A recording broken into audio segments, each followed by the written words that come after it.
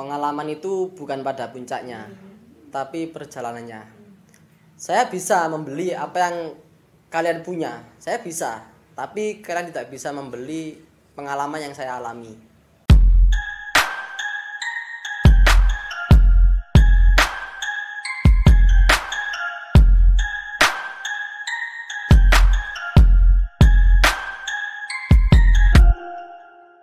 Apa kabar bro? Alhamdulillah sehat bang. Namanya siapa ini ya? Kayak baru kenal gue.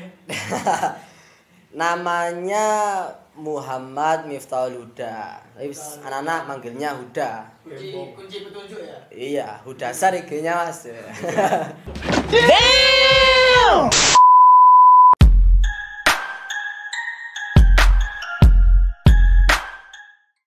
Naik gunung itu kalau saya pribadi mas ya, itu bisa membuat kita itu semakin tangguh. Tangguh gimana ya? Kan di situ kan banyak pengalaman, ya banyak tantangan yang ekstrim-ekstrim gitu mas. Jadi bisa mengendalikan karakteristik atau karakteristik ya sulit pengucapannya. Bisa membuat kita itu lebih suka tantangan itu mas ya. Kan gimana kita harus pasti melewati tantangan.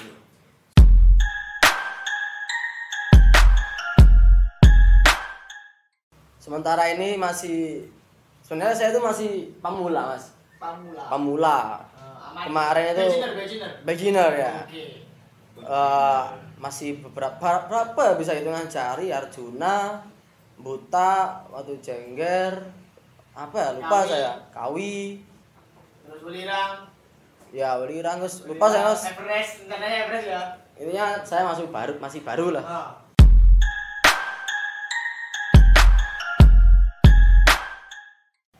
Paling mengesankan itu tentunya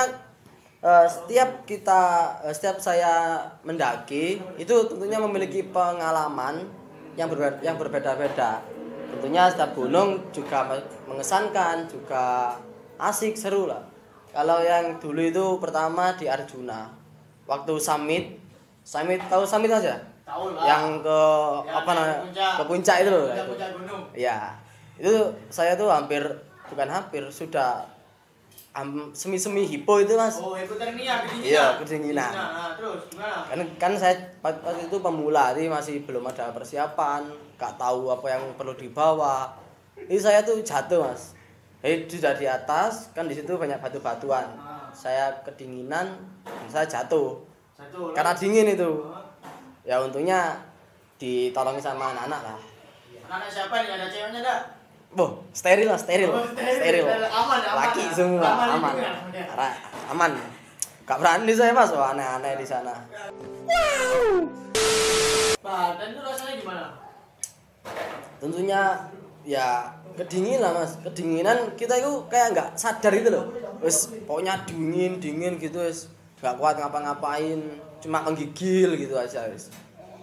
Nggak kuat ngapa-ngapain lah, cuma merasakan dingin dan dingin.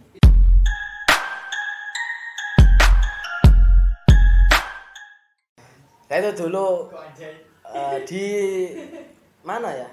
Buta mas, di Buta itu kan biasanya sebelum submit itu banyak orang ngecamp di Sabana Buta. Di situ sudah tersedia ya, di sini ada sumber air.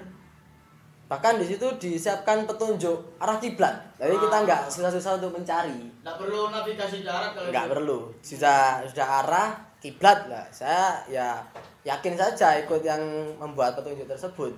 Langsung sholat. Pertamanya saya cuma jamaah 2 orang mas.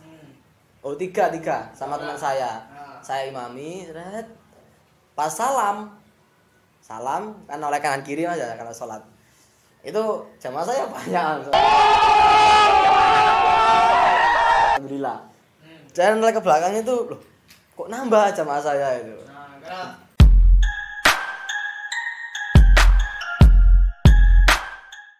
Kalau disuruh milih foto atau nyawa itu siapa mas yang nggak milih nyawa mas? Pasti nyawa ya? Pasti nyawa, tapi ya tentunya tidak menutup kemungkinan foto. Tapi itu jarang, hampir nggak ada ya. Bonus lah Mas. Iya, bonus. Kalau dipikir ya, foto itu pentingnya itu apa?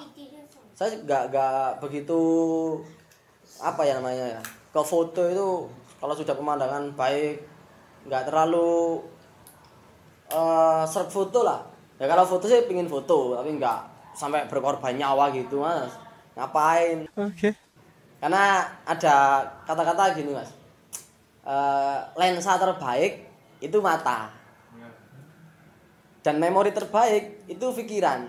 Siap. Keren itu mas. Jadi tanpa potret pun kita bisa menikmati indahnya alam, indahnya dataran tinggi, tumbuh-tumbuhan di sekitar, batu-batuan.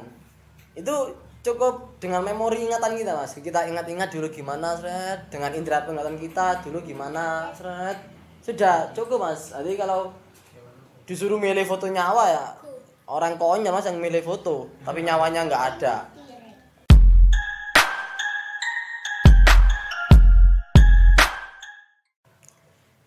Di setiap gunung itu mas, insya Allah ada kata-kata kita sebelum naik itu gini, puncak adalah bonus, pulang dengan selamat adalah tujuan utama.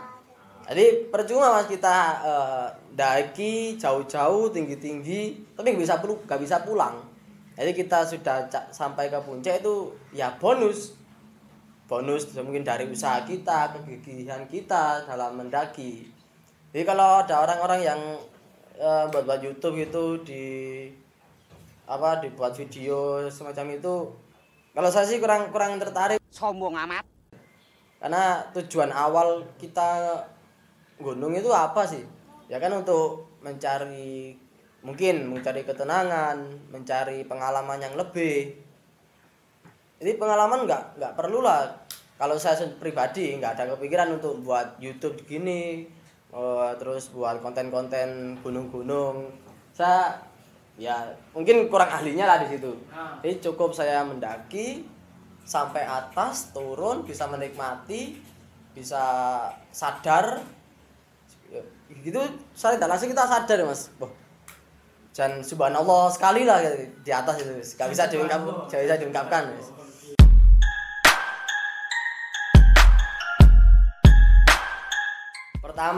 Pertama itu saya sama teman-teman itu lebih sebelum ke wiritan ya, kita lebih ke pikiran. Jadi kita sebaiknya nggak usah mikir yang aneh-aneh, cukup positive thinking saja lah. Tapi ya pasti diambil-ambil dengan doa-doa apa gitu. Kalau sebelum naik saya itu biasanya tawasul terus baca itu mas, Allahumma hdina bihudak. Nah, itu pikir saya tujuannya biar jalan itu diberi kemudahan lah, diberi petunjuk, lancaran seperti itu. Terus kalau semisal di tengah-tengah itu ada hal-hal yang aneh, mistis, berbau-bau gaib gitu, biasanya saya baca itu mas, Naruto itu. Iya, kan itu buat nalak katanya. Yakin nggak yakin, pokoknya saya baca saja. Yakin. Intinya di pikiran kita mas. Kalau pikiran kita itu bersih, nggak mikir yang aneh-aneh. Saya biasanya sering seperti itu, mikir sugesti ya. Waduh, ada orang gini, ada gini. Terus ketika langsung saya saya selimurkan. Saya abaikan, saya tinggal bicara sama teman-teman, bercanda gitu mas. Yang penting digunakan positive thinking.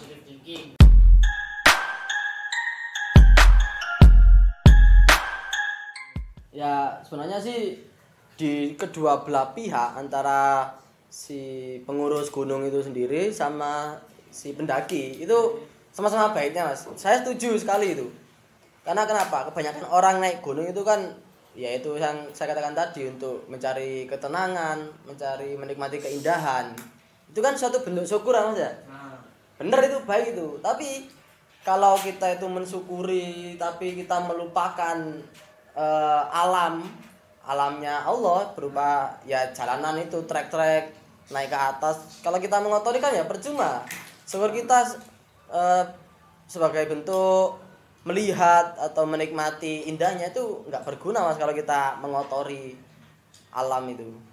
Ya baik itu di absen sampah-sampah gitu. Bukan berarti kebersihan itu hanya hubungan dengan dua pihak. Dan terutama kita bertanggung jawab pada Tuhan. Iya pasti itu. Karena yang milik alam kan Tuhan, jadi kita tanggung jawab ke Tuhan langsung. Pasti. Gitu ya.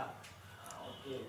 Kan tentunya kita di gunung itu nggak sendiri ya Mas. Nah, sendiri. Dalam artian yang di sana itu bukan cuma kita manusia saja yang tinggal di sana.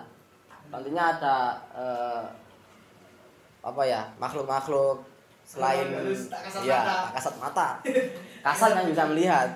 Ada kasat kan? Ada kasat yang melihat. Itu sebaiknya kita itu menghargai sebagai bentuk apa? Bagaimana kita menghargainya ya itu tadi. Jangan membuang sampah mungkin di situ tempat mereka. Jangan uraan atau berkata-kata kotor. Kan itu mengingatkan bahwa kita itu nggak hanya kita yang ke sana, yang di sana juga bukan hanya kita, juga ada makhluk-makhluk yang lain.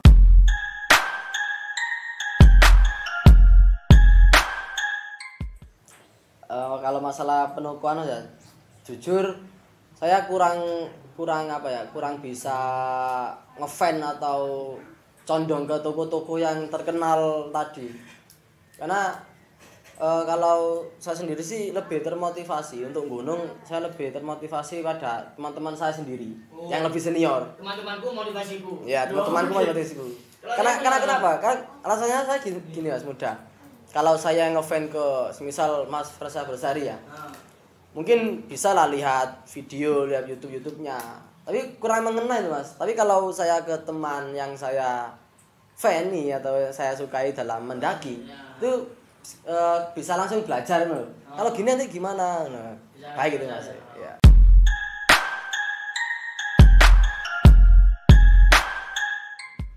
Pengalaman itu bukan pada puncaknya, tapi perjalanannya.